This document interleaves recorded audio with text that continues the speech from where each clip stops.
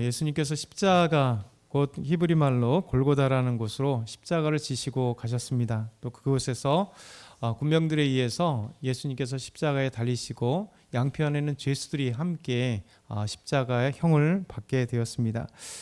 그리고 예수님의 그 십자가 위에는 세 말로 히브리어로 또 로마 그리고 헬라어로 기록된 제패가 위에 써 있게 되었어요. 왜냐하면 이때 세 말이 쓸 수밖에 없었던 것이 유대인들은 때로는 유대인들은 당시에 히브리 말을 사용할 사람이 적었습니다. 그래서 예수님께서 아람어를 하실 때 어떻게 히브리어나 아람어나 거의 동일한데 어떻게 아람어를 하실까? 왜냐하면 나사렛에서 온 사람 그리고 그의 아버지가 목수였는데 저 사람 목수가 아닌가? 그러니까 정말 공부도 안 했는데 어떻게 아람어를 아실까? 곧 히브리어를 아실까? 이런 생각을 했어요. 그러니까 예수님 당시에도 유대인들이지만 자기들의 언어를 잃어버렸습니다. 거의 사용한 사람이 없었어요. 그러니까 대부분의 사용한 사람들은 그리스에 정복된 이후에 그리스어, 곧 헬라어가 유대 사람들이 대부분 다 사용했던 언어가 헬라어입니다. 그래서 로마가 정복했기 때문에 로마어, 곧 라틴어를 당시에 이제 사용하기도 했고, 그리고 대부분 다 이제 헬라어를 사용했기 때문에 헬라어, 그리고 종종 좀 공부를 한 사람들, 율법을 공부한 그런 학식층인 히브리어를 알기 때문에 그래서 예수님의 제패 위에 예수님의 십자가 위에 제패를 달았는데 그것이 바로 히브리 사람들이 볼 수 있도록 히브리 그리고 보통 대부분 다 유대인들이 알 수 있는 이 헬라어 그리고 좀 더 지식층이겠죠. 이렇게 로마어로 이렇게 세 가지로 기록되어 있습니다. 이 골고다 곧 예수님께서 십자가에 죽으신 곳, 지금으로 하면 그것에 예수님이 죽으시고 그 옆에 이제 예수님께서 무덤, 예수님의 그 무덤이 있습니다. 그래서 지금은 300년경에 만들어진 헬레나라고 하는 분이 곧 이 알렉산더가 아니라 그 로마의 황제가 예수님 믿게 되고 갑자기 그 이름 생각 안 나네요. 그의 어머니 헬레나가 유대를 찾아와서 그곳에 예수님께서 십자가에 죽으시고 또 부활하신 이 놀라운 이 무덤 위에 성묘교회 거룩한 무덤 그 교회를 세워서 지금까지 이제 내려오게 되어 있습니다. 그래서 이 성묘교회는 예수님께서 십자가에서 박히시고 그 동산에 그리고 이제 그분을 내려오시고 또 무덤에 앉히시고 무덤문이 열리고 부활하신 놀라운 장소가 이제 성묘교회예요. 그래서 성묘교회를 이제 자주 가면서 또 돌아가면서 이제 예수님을 묵상하기도 하고 감사하게 이제 그 유월절 때 예수님께서 부활하신 때잖아요. 그 유월절 기간 때 예수님 부활절 때 이제 그 날을 한번 가봤습니다. 그래서 부활절과 우리가 기독교 부활절과 유월절 조금 차이가 있기 때문에 부활절 때 전 세계 사람들이 다 예수님의 부활을 막기 위해서 이제 성묘교회를 가요.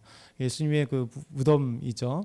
그래서 저도 이제 새벽에 예수님의 무덤을 한번 그 부활을 기념하면서 가는데 너무 전 세계에서 사람들이 많이 오고 그리고 길은 좁고 들어가는 길들이 사방이 있긴 하지만 아주 좁기 때문에 너무 많은 사람들이 있기 때문에 이제 유대인들이 그 경찰들이 그 병력들이 이제 곳곳에 배치되어 있고 겨우 뚫고 들어가서 조금 시간이 지나가서 그곳에 가서 함께 마음으로 묵상하며 이제 성경 말씀을 기억하며 예수님의 그 부활을 한번 같이 생각해 봤던 적이 있습니다.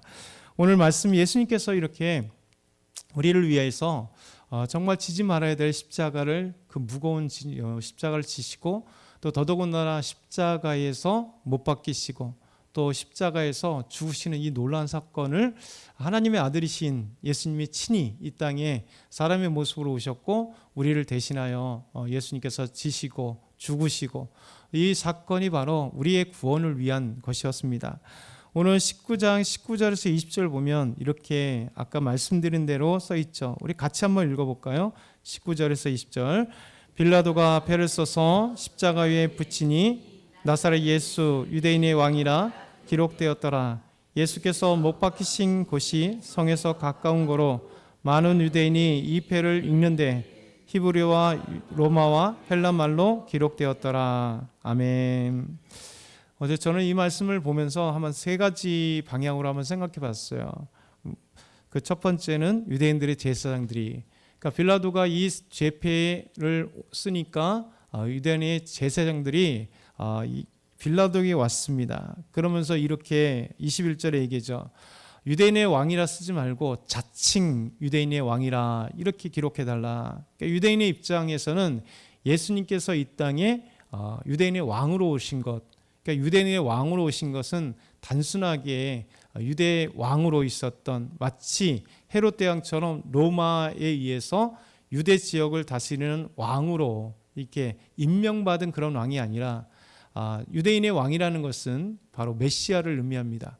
이스라엘을 구원하시고 이스라엘의 다윗의 후손 가운데 왕으로 오실 메시아, 곧 유대인의 왕으로 오실 그분, 그러니까 유대인들의 모두 기다리고 있었던, 하나님의 말씀대로 기대하고 있었던 그 메시아, 다윗의 왕의 후손으로 오실 진정한 왕.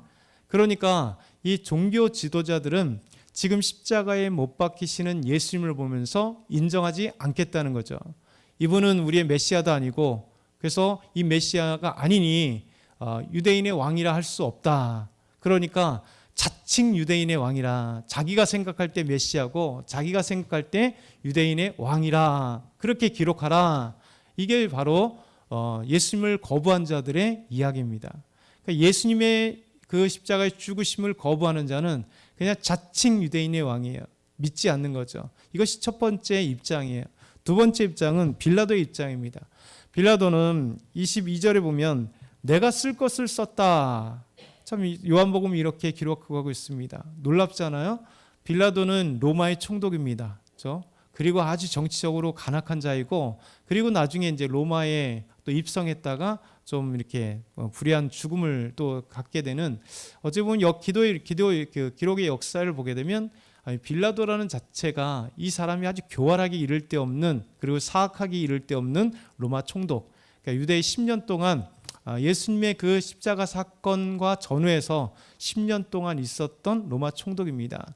그런데도 불구하고 요한복음은 상당히 로마 총독이었던 빌라도가 조금 좋은 모습 쪽으로 보여요. 그런데 성경을 통해서 빌라도를 보게 되면 예수님의 죄를 추궁하고 예수님의 죄가 없다 하고, 그리고 오늘 이 자칭 유대인이라고 쓰라, 유대인의 왕이라고 쓰라 했던 유대 종교 지도자들의 이야기를 들으면서도 아니야, 내가 쓸 것을 썼어, 유대인의 왕이야, 이렇게 얘기하는 이런 어떤 그 뉘앙스를 보면 빌라도가 마치 예수님을 향한 것 같고, 예수님 믿는 것 같고, 그리고 예수님을 조금 더 옹호해 주는 것 같은 그런 느낌이 듭니다. 이게 요한복음의 특징이에요. 근데 사실은 그 안에 내가 쓸 것을 썼다 하는 것은 사실 빌라도의 정치적인 수수, 빌라도가 자기 책임을 이렇게 전가하고, 그리고 자기 책임을 짓지 않으려고 하는 아주 교묘한 수수입니다. 왜냐하면 빌라도가 왜 예수님을 죽였는가, 십자가형을 언도했는가가 중요해요. 여러분, 빌라도는 분명히 예수님과 함께 얘기를 나눴어요. 네가 그리스도냐 물어보기도 하고 여러 가지 얘기를 하고 나서 결론은 뭐냐, 죄가 없다. 그러나 군중들이 찾아오고 종교 지도자들이 밖에서 내가 누구를 주냐, 6월절이면 죄인 한 명을 내주는 전례가 있는데 너희들이 원하는 누구든지 내가 줘야 되는데, 왜냐하면 군중들의 심리를 이 총독이 잡아야 되기 때문에 전례대로 6월절이면, 우리나라도 그랬잖아요. 무슨 광복절 특사, 설 특사 이런 식으로 해갖고 사면들을 이렇게 해주는 경우가 있잖아요. 그래서 그와 같이 유대인들이 원하면 6월절에 그들이 원하는 한 명을 내주는 그런 것이 있어요.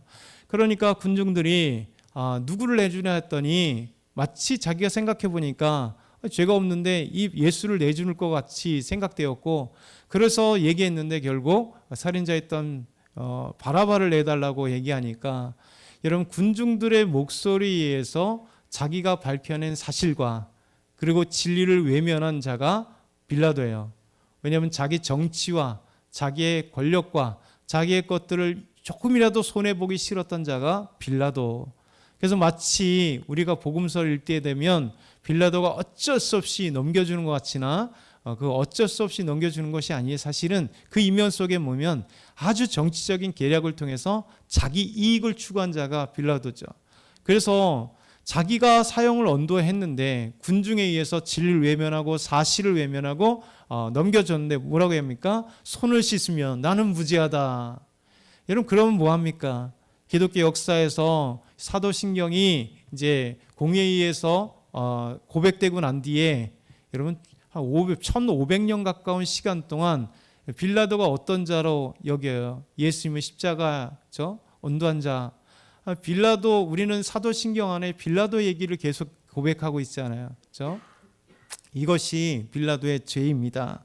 진리를 외면하고 사실을 외면하고. 그럼에도 불구하고 이 세 번째 입장은 이런 거예요. 하나님의 입장이에요. 하나님의 입장.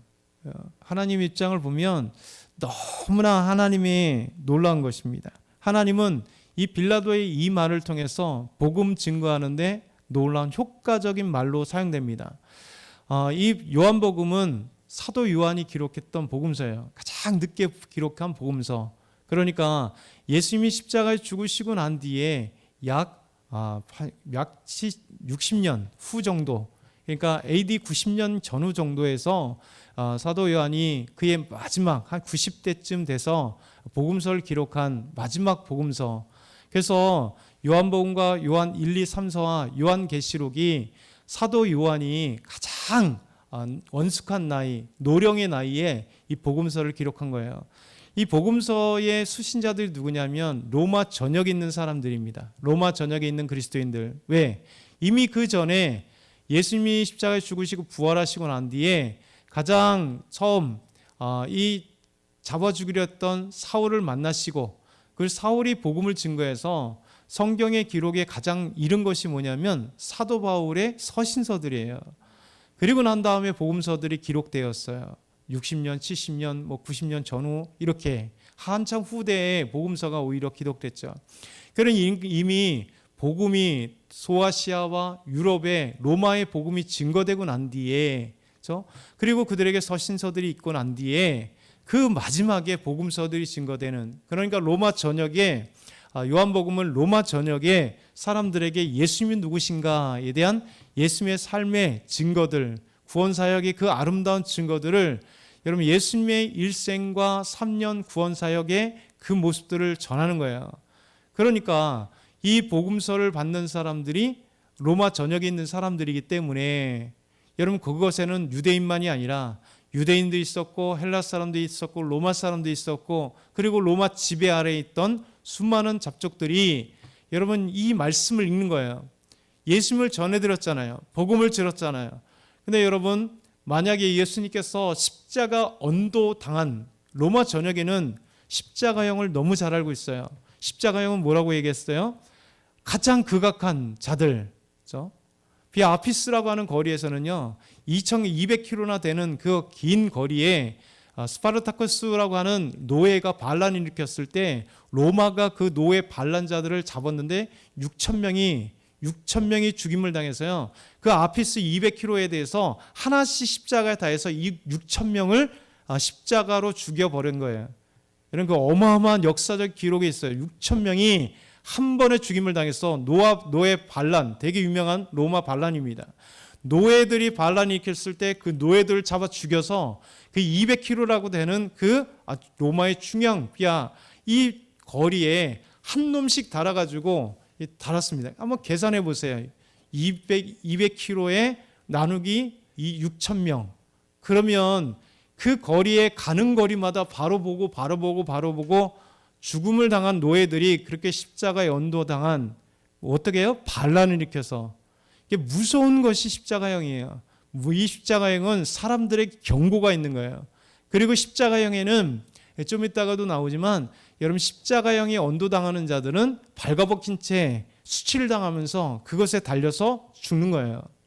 예수님도 발가벗긴 채 우리가 보통 천주교에서 보통 예수님의 그 수의가 이렇게 좀 걸쳐 있고 하는 그런 것은 그냥 부끄러운 모습을 가리기 위하여 우리가 이렇게 천을 이렇게 그려놓은 거고 실제는 예수님조차도 그 수치 가운데 죽으시기 전에 벌거벗은 몸으로 예수님께서 십자가에 달린 거예요. 십자가는 죽음이라고 하는 무서운 형벌뿐만 아니라 온몸이 다 벌거벗은 채 달려야 되는 수치가 그 안에 담겨져 있는 거예요. 가장 무서운 수치, 그리고 가장 무서운 죽음이기 때문에 십자가는 그만큼 잔인하고 또 수치스럽고, 그런 것이 원래 십자가형은 원래 수치를 주는 거거든요. 노예가 도망가려다 잡혔다거나 잘못되면 십자가에 또 나무를 하나 그냥 지고 가는 거예요. 그러면 저놈은 못된 짓을 했구나 하면서 사람들이 욕하면서 뭐라고 얘기하는 그런 것들이 처음에 진행되는 과정 속에 나타난 형벌이었어요. 가장 수치의 근원이 바로 십자가, 그냥 나무 들고 가는. 그래서 저놈은 죄를 지었구나, 사람들에게 지탄을 받게 만드는, 수치심을 갖게 했던 것이 십자가. 그리고 이제 지나가면서 더 역사적으로 지나가면서 이제 죽음으로 이르게 하는 것이 이제 십자가형이었던 거예요. 그래서 여러분, 빌라도가 사형 언도를 내렸는데 실제는 예수님께서 죄가 없다고 했던 이 로마 총독의 기록, 그리고 내가 쓸 것을 썼다, 나사렛 예수 유대인의 왕이라고 하는 이 유대의 메시아의 개념과 같은 이 말을 제패를 썼다 하면, 아까 말씀드린 로마 전역에 이제 믿음의 사람들이 있고, 유대인뿐만 아니라 로마 전역에 예수 믿는 사람들이 이 복음서를 믿으면 어떻게 되겠습니까? 읽는 자마다 정말 용기와 힘을 얻는 거죠. 우리가 믿고 있는 예수 그리스도가 죄가 없는데 이 빌라도에 의해서, 군중들의 그 심리에 의해서, 자기 정치적인 야욕을 위해서 그냥 내준 것밖에 없구나. 그렇죠? 기독교인들에게서는 위안과 힘이 되는 거죠. 그리고 로마 전역에 있는 안 믿는 사람들에게는 로마형은 단순하게 예수님에게 해당되는 형벌이 아니었구나. 그렇죠? 죄 때문에 죽은 것이 아니라 바로 유대인들의 그 사악한 마음들 때문에 실제 죄 없으신 예수 그리스도를 그들이 믿지 않음으로 넘겨주었고, 빌라도는 자기 눈치에 의해서 결국 넘겨준 그것밖에 없구나라는 사실을 복음서를 통해서 알게 되는 거예요. 그러니 복음의 확장을 통하여 얼마나 확장력이 강하겠어요. 우리를 위하여 십자가에 죽으신 거구나. 구원을 위하여 메시아가 십자가에 달리셨구나. 특별히 요한복음은 하나님의 아들이 이 땅에 오신 것을 강조하는 건데, 하나님의 예수님의 신성을 강조하는 복음서인데, 이 복음서를 통해서 예수님은 하나님이시고 예수님은 하나님의 아들이시고, 그 하나님의 아들이신 예수님이 이 땅에 죄가 없으시 왔으나 우리의 죄를 담당하시고 십자가에 죽으시고 그의 죄패가 그를 증명하는구나. 그래서 이것을 보여주는 거예요. 하나님의 입장에서. 이것이 중요한 거예요. 저와 여러분에게 놀라운 메시지가 되는 거예요. 여러분, 두 번째 잠깐 말씀드리면, 예수님께서 마지막에 어떻게 하셨습니까? 십자가에 달리시기 전에 군병들이 그의 옷을 나눠 가졌어요. 그렇잖아요. 아까 말씀드린 대로 십자가형이 언도되면 그의 겉옷과 속옷까지, 팬티의 개념은 아닙니다. 당시에 팬티라는 개념이 없었기 때문에 겉옷을 하나 두르고, 이 겉옷 두르는 거는 대부분의 사람, 부자 빼고 대부분의 사람들이 밖에 외출할 때 겉옷을 하나 두르는 거예요. 이 겉옷을 두르는 것은 마치 우리나 이불처럼 그냥 쑥 하나 돌리고 다녀요. 그래서 이 겉옷을 쑥 두른 것을 그냥 때로는 펴면 그것이 이불이 되기도 하는 것이고, 그래서 간단한 겉옷 안에 또 이제 간단한 속옷을 하나 그냥 걸쳐 입는 거예요. 통으로 된 속옷이에요. 지금처럼 이런 바지가 있고 윗도리가 있는 것이 아니라, 로마에도 토가라고 하는 그 옷을 보면 알아요. 쭉 긴 거 쭉 하나 걸치고 다니잖아요. 옷이라고 하는 개념이 우리처럼 상하위가 따로 있는 게 아닙니다. 그냥 통으로 하나 있는 거예요. 통으로 하나. 오늘 본문에 그래서 말씀해 보면 속옷에 통으로 짠 것이다. 그래서 겉옷과 예수님의 속옷, 간단하게 입었던 그 속옷을 이 군병들이 나눠 가져요. 그런데 놀라운 것은 예수님이 십자가에 박히기 위해서 수치심, 온 몸이 발가벗긴 채, 그러나 이것도 하나님은 구원의 그 십자가 앞에서 이 부끄러움조차도 하나님의 말씀을 성취하게 하는 놀라운 은혜, 예수님이 순종하더라는 거죠. 뭐라고 얘기합니까? 내 옷을 나누고 내 옷을 제비 뽑나이다 한 것을 응하게 하려 하심이라. 24절 성취하게 하려 하심이라. 이게 시편 22편 18절의 말씀이에요. 내 겉옷을 나누고 속옷을 제비 뽑나이다. 여러분, 우리 예수님께서 오늘 십자가에 돌아가신 정말 죽으신 날인데 오늘 기억해야 될 것은 이 세 가지가 참 중요했다고 생각합니다. 십자가에 죽으실 때 이 죄패가 안겨진 유대인들은, 종교 지도자들은 사악한 믿지 않음으로, 빌라도는 자기 정치술 때문에, 그러나 그것조차도 하나님이 이용하셔서 정말 하나님의 입장에서 복음을 증거하기 놀라운 죄패로 하나님 쓰시고 십자가의 그 수치를 마다하지 않으시고 하나님의 말씀에 순종하고 응하게 하시는 예수 그리스도. 오늘도 저와 여러분, 오늘이 바로 예수님이 십자가에 죽으신 날인데 이 고난절 특별 새벽 예배 마지막에 우리가 한번 더 묵상하고 기도하고 하나님께 나아가길 축원합니다. 사랑의 하나님 아버지, 감사합니다. 오늘 예수님 십자가에 죽으신 놀라운 날이며 그럼에도 불구하고 우리를 위하여 수치를 마다하지 아니하시고 죽음을 마다하지 아니하시고 그 고통 안에 있었습니다. 감사합니다. 오늘도 주의 놀라운 은혜와 사랑들을 기억하며 달려나갈 수 있는 하루를 온전히 보낼 수 있도록 도와주시옵소서. 감사합니다. 예수 그리스도의 이름으로 기도드렸나이다. 아멘.